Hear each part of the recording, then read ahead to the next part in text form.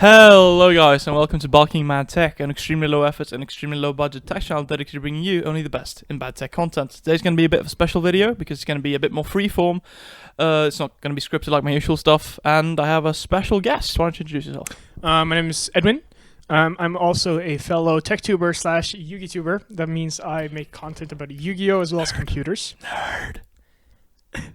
Okay, yeah. My content is a bit more scarce. I don't always build computers. I don't build computers as much as you do. But when I do, I try to make them into more of a documentary style video and talk a little bit more about surrounding process and everything. And yeah, hopefully that's enjoyable to some of you. So in that case, check my channel out. It is called Sneckit, Sneckit. And yeah, today we are doing a video about we're doing a collab in two parts. One is going to be on this channel, one is going to be on my channel. On this channel, we are doing... Well, we're going to do... Wait, did you say on my channel? Or yeah, on on your channel. On my channel, we're going to be doing... I think. We're going to be talking about, well, our favorite hardware from this past decade, given that we are now in the 2020s, officially.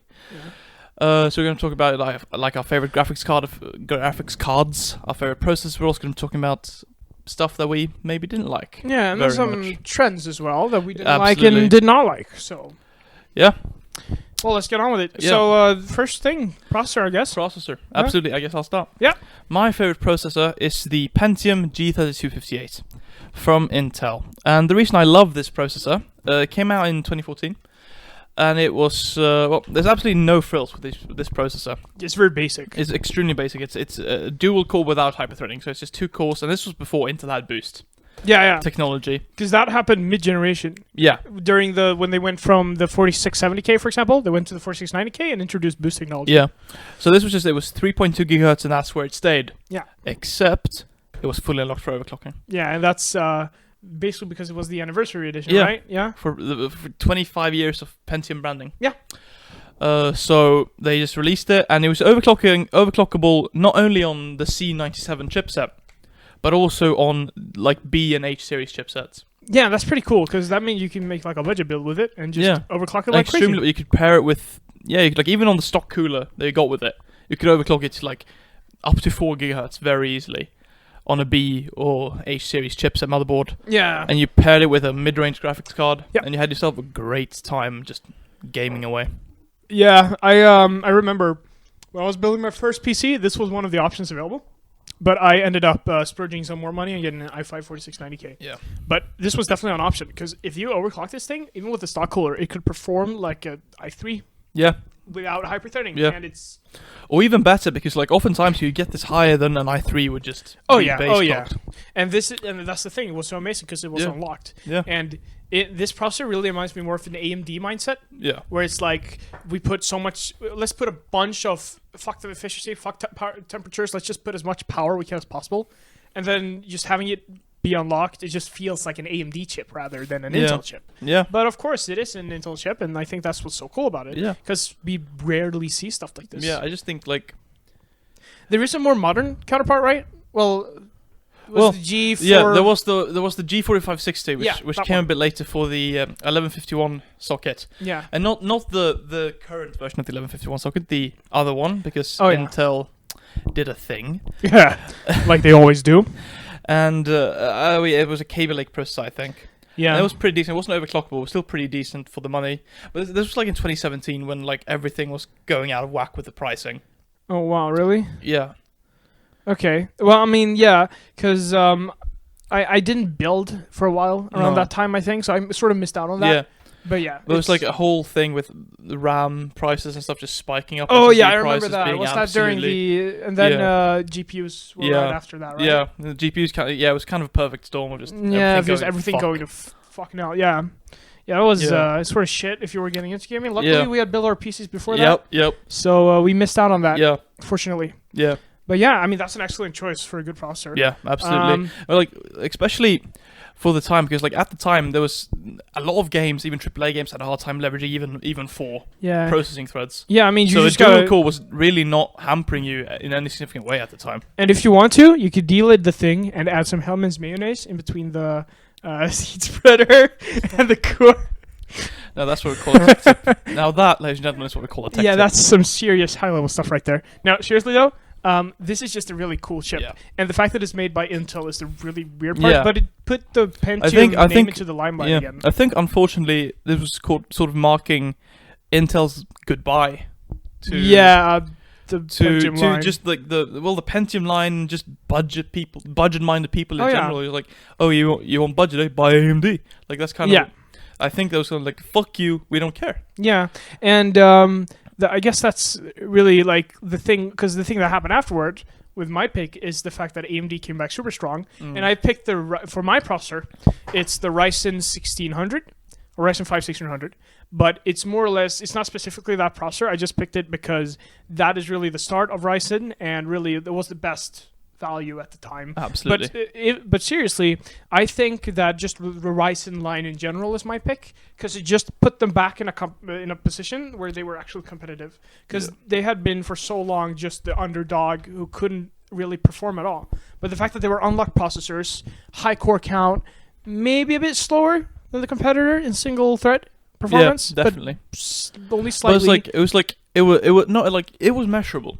It Oh, was yeah. measurable. Oh yeah. But like they were cheap enough to the point where it didn't actually matter that much. Yeah, no, it was definitely like... And like, especially now, like if you bought a 7600K Yeah. in 2017, Yeah. you're kicking yourself now, aren't you? Because you have a 4-core 4-thread and you're stuttering all over the place in any game. Oh yeah, If you definitely. bought a 1600 in 2017, Yeah. well, you're still playing games very smoothly. Yeah. At fairly high frame rates. Absolutely. So yeah, you know, like It was yeah. a great time to be an AMD fan, definitely. and AMD Fine Wine very much applies here as Yeah. well. Even as tongue in cheek it is absolutely something that Yeah. stands true, at least right now, yeah, for AMD processors. absolutely. Maybe not so much graphics cards. We're going to talk about that later a bit.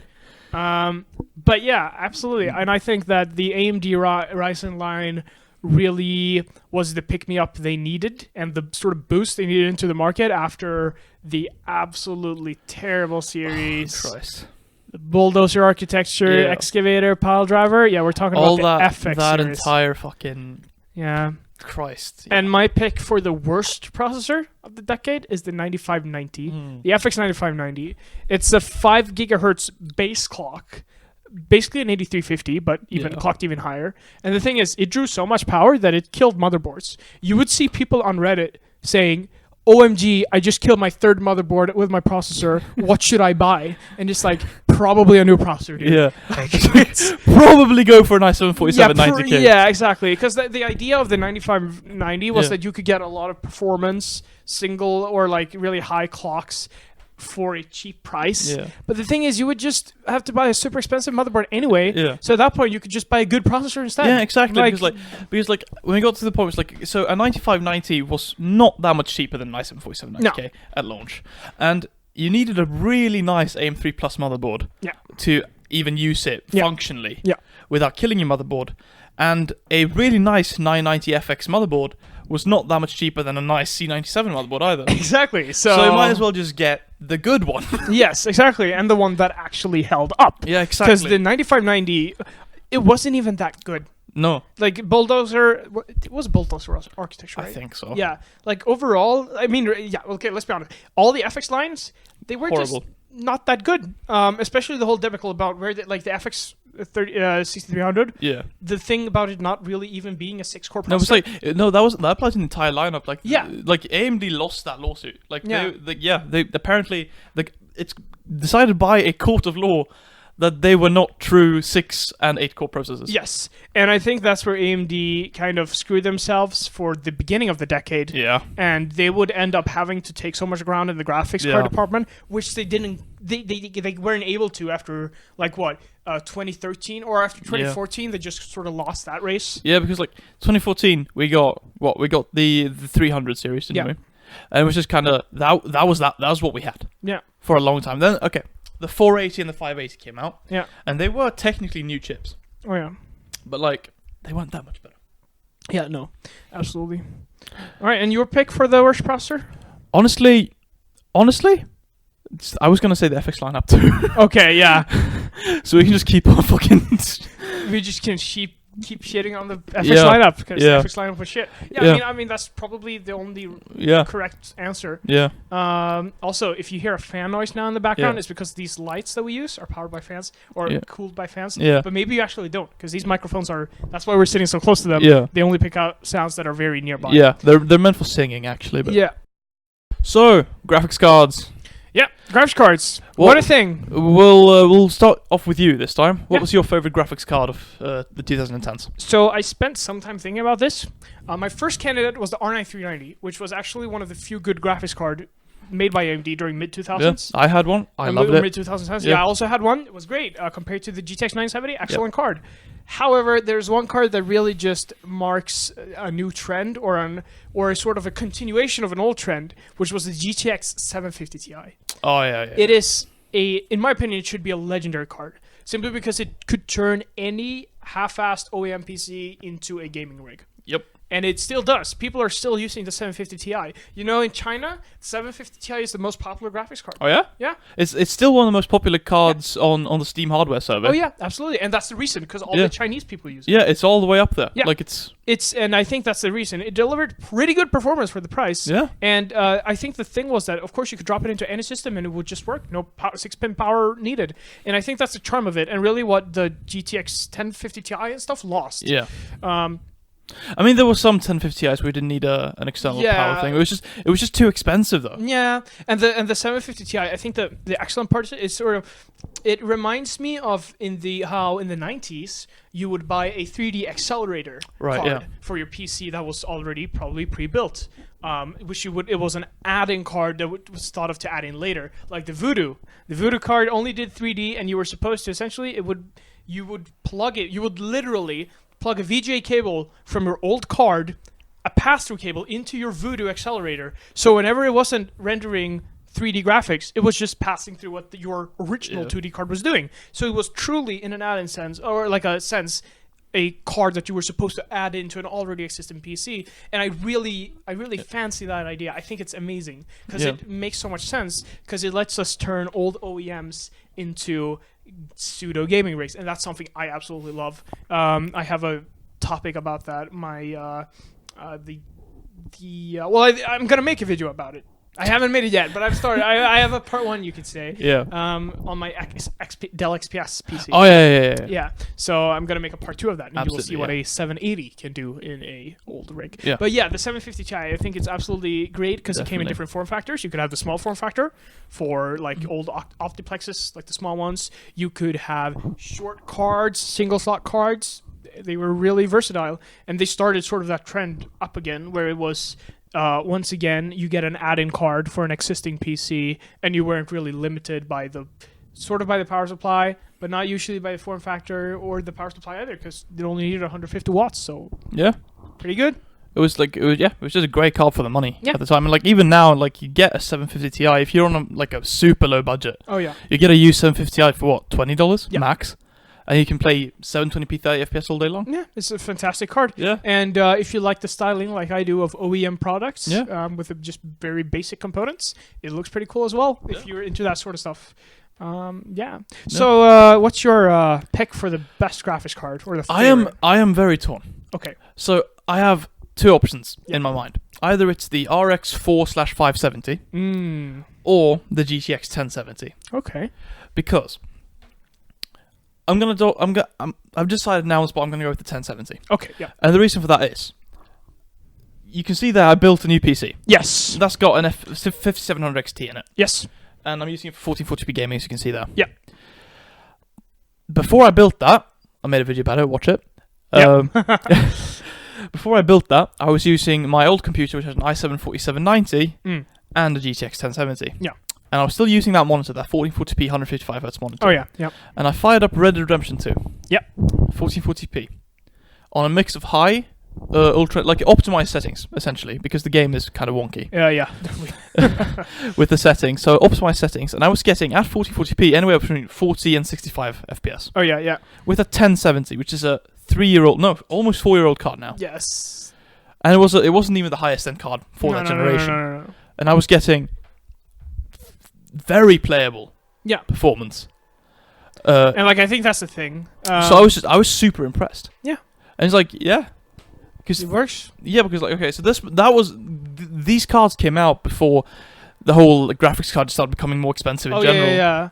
But then, I mean, you could attribute it to graphics cards not evolving. Fair enough. For a while. That's very true also. But like, I paid the same for my R9 390. Oh yeah. 2 years before. I paid almost the exact same amount for the 1070 in 2016. Yeah. And it was just like a lot better. Yeah, just to put it in perspective, when the 1070 launched, I had an R9 390. It cost such a discount on old graphics cards because it was that good that I bought my GTX 980 Ti that I had for half price. Yeah. Because it price matched the 1070. Yeah. I mean, that's just how revolutionary it was. Graphics cards went from 800 euros to 400 euros instantly overnight, simply because of the launch of that card. Well, like the 1070 still holds up amazingly well. Like you can play, like it's a decent 4040p card. Yeah.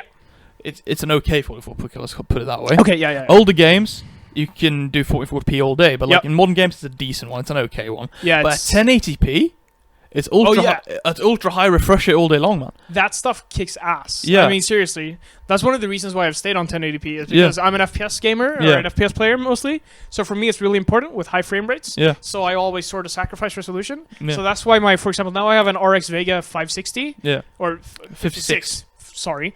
But it performs at 1080 and it gives me 144 FPS. So at least and it's like in like all games. So and it's like a Vega 56 a bit faster than a 1070. Yeah. But like in that general area, it's like they're still really good for 1080p. Yeah, I mean that's a ultra good card. Settings all day long, man. Yeah, like, let's just remember it's faster than a Titan X Maxwell. Yeah, like seriously. Like think about that. Like it's actually faster than like a $1,200 graphics card from 2014, 15, I think. I think the Maxwell was 14. Oh, I thought it was beginning of 15. No, I think that was the 980 Ti. Oh, yes, of course, yes, right. Because the 980 Ti was such a weird card, honestly. Like, it was a really great card, but it was weird because they released it in 2015, and it matched a Titan X. Yeah, and it was half the price. Better in the aftermarket or with aftermarket coolers. Yeah, and it was half the price. Yeah. It matched it up, was better. Okay, fine, I'd half the VRAM, but like this was a time. But like what? Yeah, this was a time where like 2 gigs is enough. Where a 3.5 gig graphics card was a big deal. Yeah, like, NVIDIA. Remember the 970 always. Oh, I'll always never forget. Never forgetty. those poor 512 megabytes of slower VRAM. But hey, anyone who bought it, you got $20 each from a lawsuit. So you know, can claim that. Yeah, it's like still those like the 970s are still so overpriced on the used market. Oh like, because people knew of that graphics card. Yeah, but it's like NVIDIA pushed the marketing for like the 570 so matches it or is slightly better. Yeah, and goes for cheaper. Yeah, than a 970. No. So there's no reason to get a 970, honestly. All right. So what was your least favorite graphics card? Okay, so this really hurts. As an AMD guy, I really like AMD, right? But the Fury X. What the hell? I was so hyped by that card. Yeah. And it turned out... So they launched 3 cards at the same time. The Fury X, the Fury, and the Fury Nano. And the best one of those is the Fury Nano.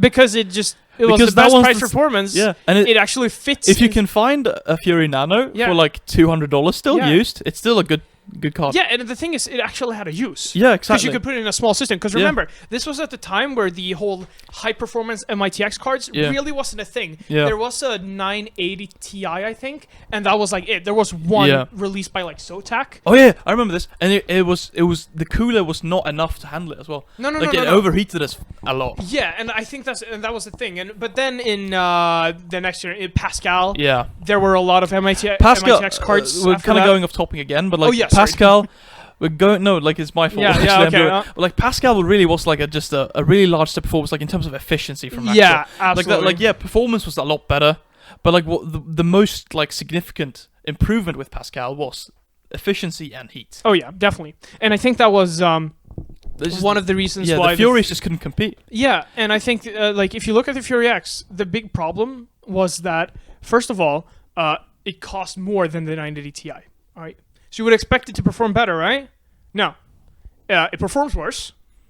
It has less VRAM. To be fair, it did have HBM, which was really cool at the time, but it is super obsolete now because my mid-tier graphics card, or high-tier / mid-tier graphics card, has HBM 2. Yeah.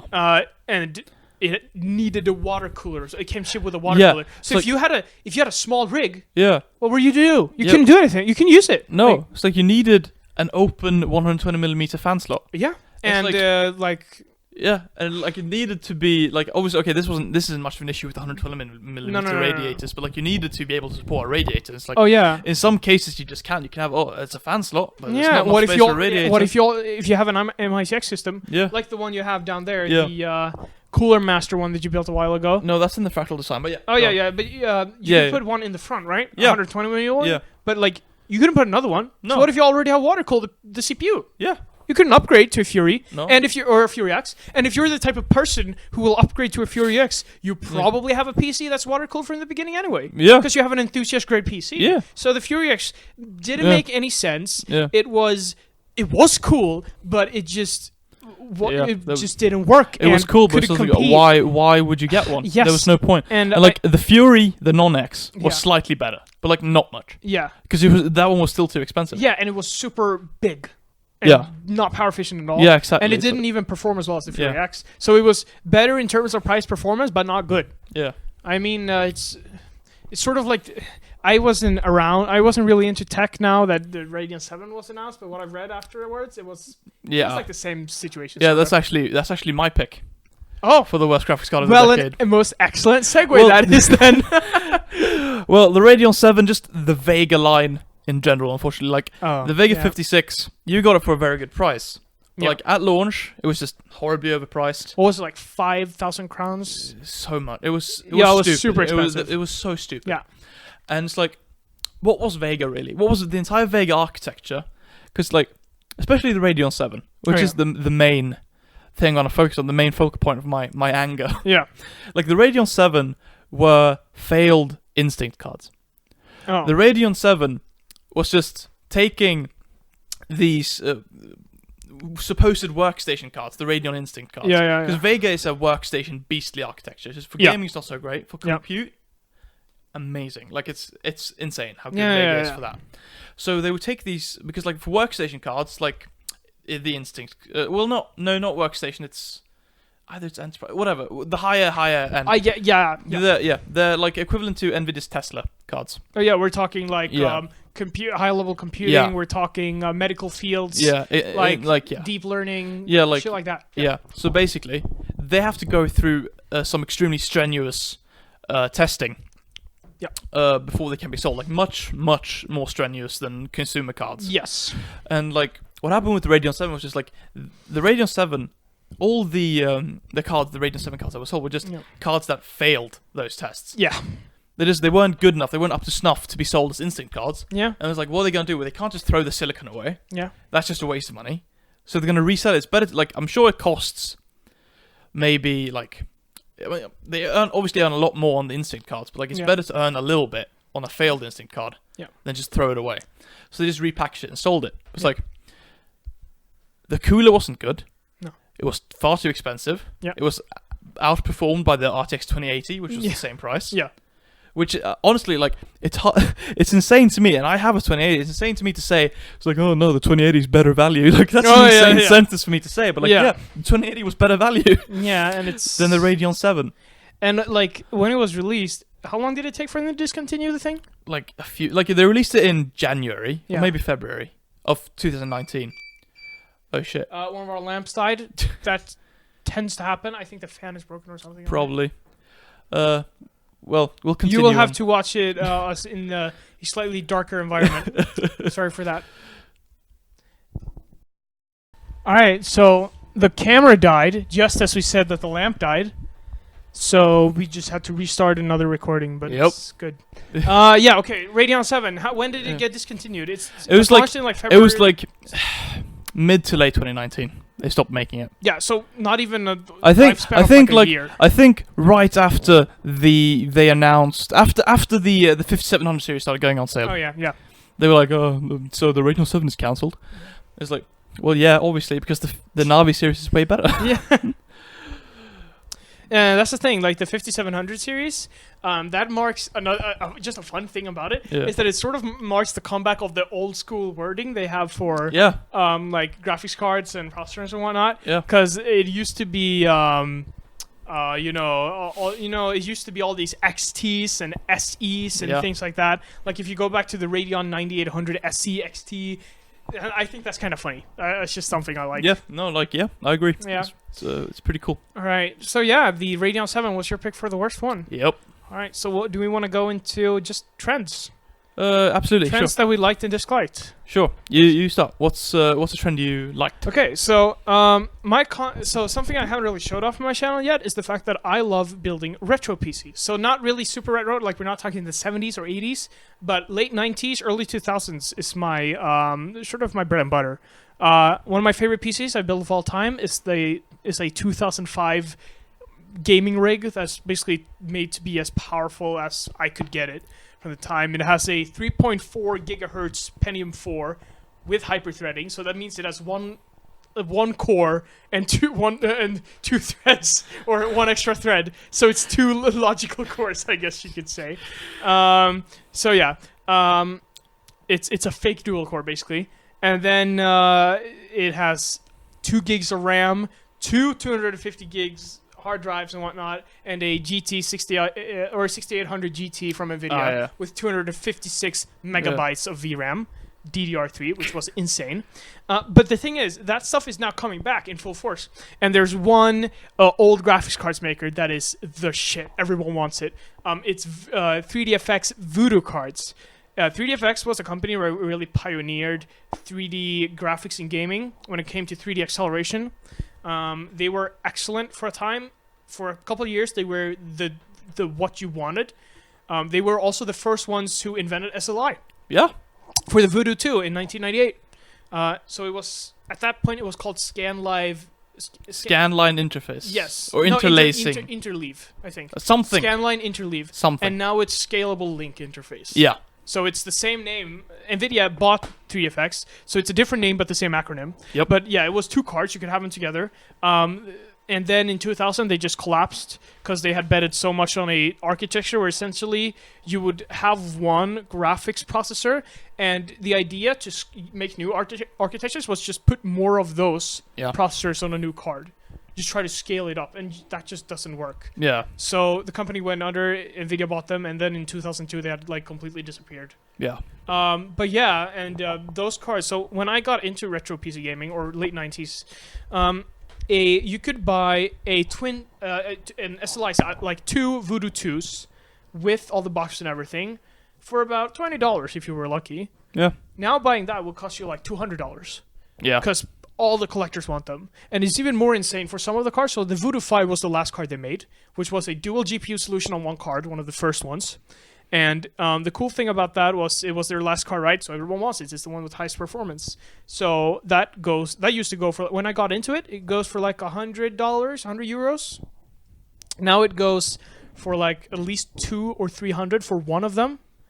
And then you have the even more insane ones that are like, there was one prototype release with 4 graphics processors. So one card, 4 graphics cards. Yeah. So 4-way SLI, which was, I mean, buying that now, if you could buy one of someone, it would probably go for like at least $1,000. Yeah, it's insane how like the researchers of just and these are graphics PCs. cards that are completely useless. Yeah, nowadays. exactly. You Like can't use them for anything. They're essentially not graphics Completely cards. You can completely replace them. Yeah. They are not even GPUs. No. Because the first GPU was the NVIDIA 256 DDR. So they weren't even graphics cards. Well, they were graphics cards, but they weren't GPUs. Yeah. So they literally are completely useless today. Yeah. But, I mean, for people who want retro gaming, sure. So I guess that's my trend for good things that's coming back. But I think the increase of pricing and people just... Yeah. They're really gouging the market now. Yeah, and I think that's my bad trend of the decades, because they are. It's completely unfair prices sometimes because it's old junk basically. Yeah. So that's my pick for both good and bad. The resurgence of retro gaming, or retro PC gaming rather. All right. So what's your pick? I think my pick for a good trend is the rise of high refresh rate gaming. Oh yeah. Because when you think about it, it's like 60 hertz. Can you go back to 60 hertz monitor? I can't. Never. No. I have the lowest I can go is like 80. Yeah. After that, it's not smooth anymore for me. Yeah, exactly. Like it's not nice. Yeah, no, it's... And like, yeah, when they first came out, they were really expensive. Oh, yeah. Like these 1080p displays with 144 hertz. Yeah. I think, or 120, 100, whatever. 120, and then they bumped it. Then some Yeah. company bumped it up to 144, and then Yeah. everyone wanted to match them, so Yeah. 144 became the standard.